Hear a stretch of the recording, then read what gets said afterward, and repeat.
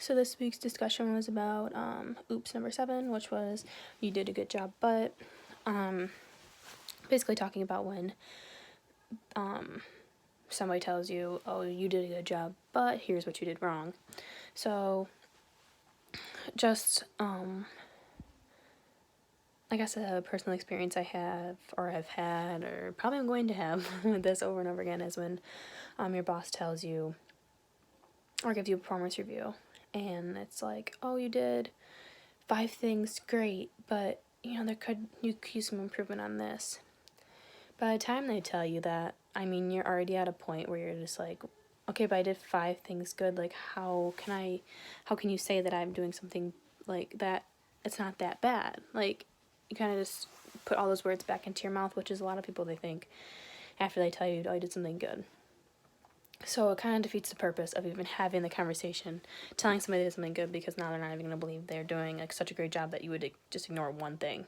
I guess the way to go about this is just telling them they did a great job and maybe just bring up what they did wrong in a different meeting or if it doesn't get fixed, or maybe it's in a different time, because some people honestly don't even have like time to get to something 1 week or 1 month.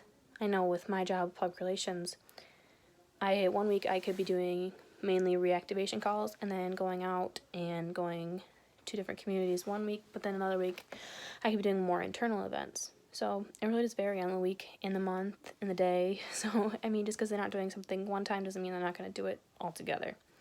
Another way they go about it is maybe just telling them they did everything good. And most of the time, if you tell somebody they did something good, they're going to ask you, be like, oh, what can I do better, though? Like, how can I help you more?